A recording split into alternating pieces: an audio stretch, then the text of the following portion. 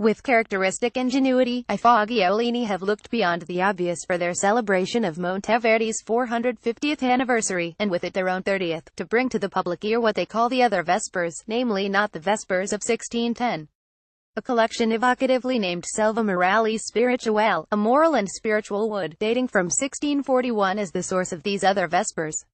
The handful of Fagiolini singers performing them at Brecon Cathedral, under the direction of Robert Hollingworth at the chamber organ, seemed to catapult the past into the present with the immediacy of the experience.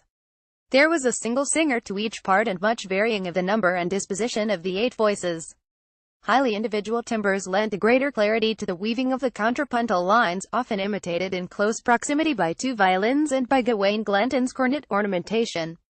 The I Fagiolini sound, by turns gutsy and refined, and the rendering of Monteverdi's sinuous chromaticism, in particular, worked well in the cathedral, with the final Savragina made memorable by Matthew Long's tenor.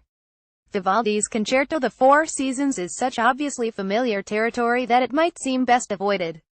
But Rachel Podger, director of the Brecon Baroque Festival and her ensemble of the same name, has the knack of breathing new life into the repertoire. She did precisely that by prefacing each of the concertos with the descriptive sonnets Vivaldi had originally matched to the music. The words were read first in Italian by lutenist Daniele Caminetti, earlier the expressive soloist in Vivaldi's Lute Concerto RV 230, and then in English by Podger, and this approach permitted the musical embodiment of the personae and meteorological phenomena to emerge in fresh light. It underlined that Podger is a musical force. Her own playing combines élan and finesse, and she galvanizes her fellow players in vibrant, spirited performances. Here again there was just one instrument to a part, too spare a texture for some tastes perhaps, but focusing the character of the musical dialogue, notably with cellist Alison McGillivray.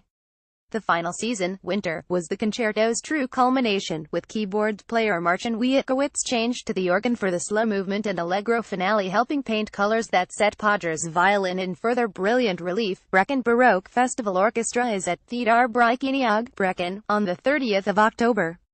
Box office 01874-611-622. Brecon Baroque will be broadcast on BBC Radio 3 on the 31st of October.